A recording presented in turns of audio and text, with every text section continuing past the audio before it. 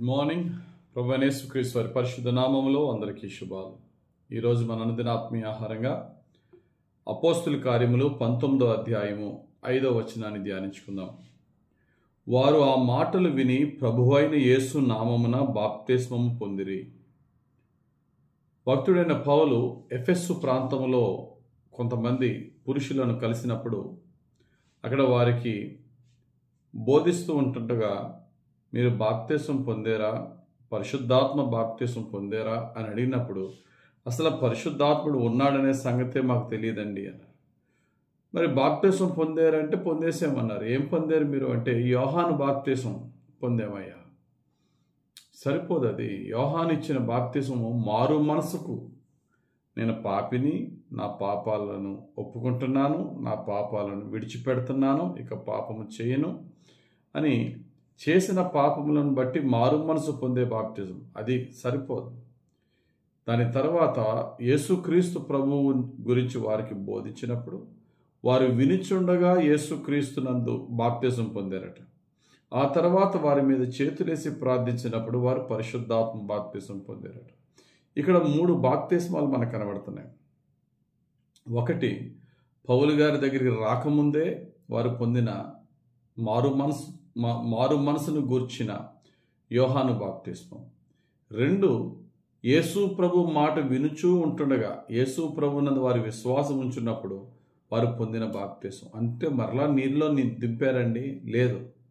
దీన్నే ఏమంటారంటే believers baptism అంటారు, లేక క్రీడో బాప్టిజం అంటారు. క్రీడో బాప్టిజం అనే మాట క్రీడ్ అనే మాట నుంచి వచ్చింది.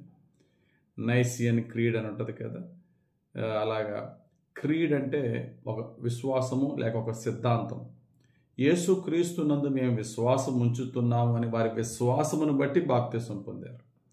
ఆ తర్వాత దేవుని ఆత్మ వారి మీదకి దిగి వచ్చినప్పుడు, వారి ప్రార్థన చేసినప్పుడు పరిశుద్ధాత్మతో బాప్తిసం పొందారు. ఈ 3 బాప్తిస్మాలు మనకి అవసరం. మనం తీసుకునే బాప్తిస్మము, పాస్టర్ గారు మన నీళ్ళలో ముంచి తీసే బాప్టిజం. అసలు బాప్టైజ్ అనే మాటకి అర్థమే, బాప్టిజం అనే మాటకి అర్థమే టు డిప్, టు ఇమ్మర్స్, నీళ్ళలో ముంచుట.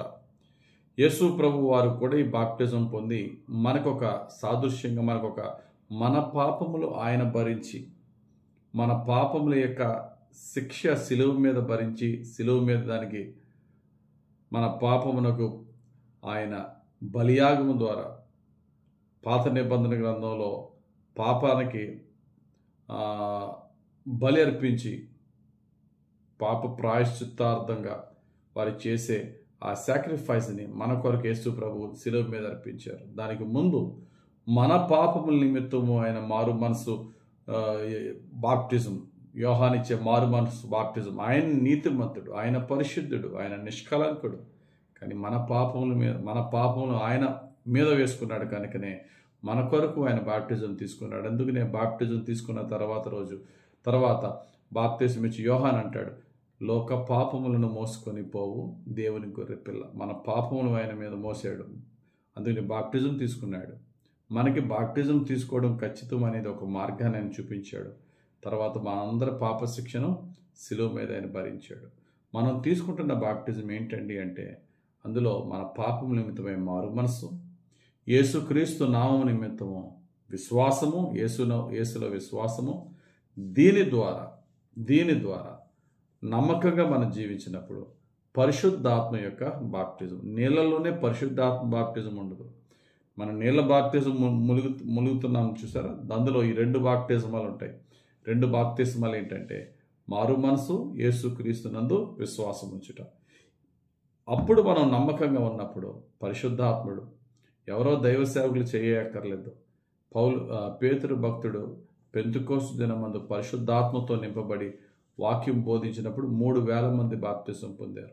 అప్పుడు వారితో అంటారు, ఒక క్రమం చెప్తున్నాడు, మారు మనసు పొందండి, పాప క్షమాపణ నిమిత్తం యేసుక్రీస్తునందు విశ్వాసం ఉంచండి, ఆ తర్వాత పరిశుద్ధాత్మను బాప్తిసం మీరు పొందుతారు. చూడమాట అపోస్తుల కార్యం 2వ అధ్యాయం 38వ వచనం. పేతురు, మీరు మారు మనసు పొంది పాప క్షమాపణ నిమిత్తము ప్రతివాడు యేసుక్రీస్తు నామమున బాప్తిసము పొందుడి, అప్పుడు మీరు పరిశుద్ధాత్మను వరము పొందుదురు. పరిశుద్ధాత్మను వరము, baptism of the Holy Spirit. గమనించండి, మనందరి జీవితంలో పరిశుద్ధాత్మ బాప్తిస్మం కావాలి. ఎప్పుడంటే ముందు ఈ రెండు జరగాలి. ఏ రెండు? మారు మనసు పొందాలి,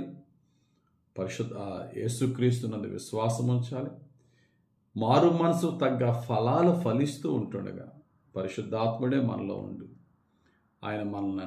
ఆయన ఆత్మ ఫలాలతోనూ ఆత్మ వరాలతోనూ మనల్ని నింపి ఆయన యొక్క ప్రియబిడలుగా, ఆయన సేవకులుగా వాడుకుంటారు. కాబట్టి ప్రియులారా, మనం తీసుకుంటున్న బాప్తిస్మం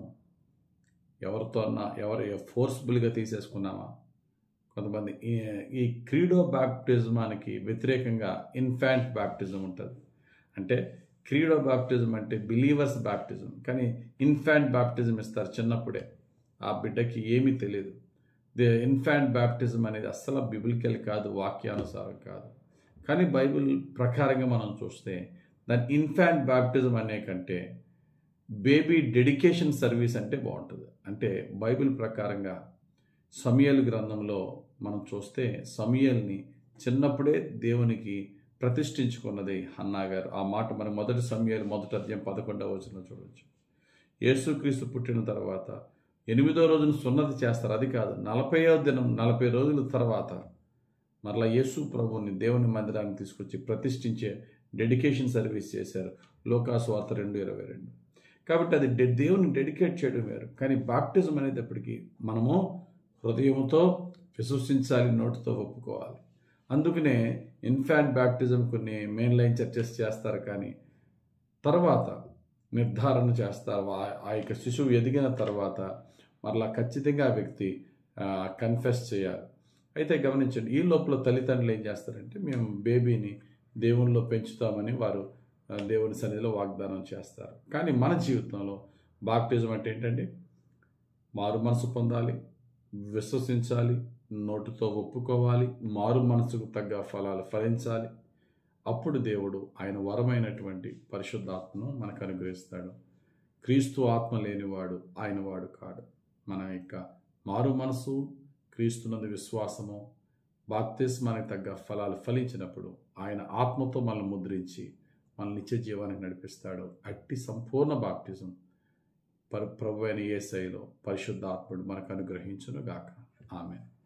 పరిశుద్ధుడా, ప్రేమ కలిగిన తండ్రి, నీ అందులో విశ్వాసము, నీ నామంలో తీసుకున్న బాప్తిస్మానికి తగ్గ ఫలాలు ఫలిస్తూ నీ వాగ్దానమైన నీ ఆత్మను పొందుకుని నీ నిత్య జీవములకు ముద్రింపబడిన నీ ప్రియమైన బిడలుగా మమ్ములను, మా కుటుంబాలను తీర్చిదిద్ది రక్షించమని, పేరుకి మాత్రము రిలీజియస్ క్రిస్టియన్స్గా కాక ప్రాక్టికల్ క్రిస్టియన్స్గా నిన్ను సంతోషపరచు క్రైస్తవులుగా మేము బ్రతికే భాగ్యం మాకు దయచేయమని యేసుక్రీస్తు వారి పరిశుద్ధ నామములో ప్రార్థించి వేడుకొనుచున్నాము తండ్రి. ఆమేన్. తండ్రి యొక్కయు, కుమారుని యొక్కయు, పరిశుద్ధాత్మ దేవుని అభిషేకం హెచ్చుగా మనపై దిగి వచ్చి మనల్ని దీవించి రక్షించును గాక. Amen. God bless you. Have a very blessed day.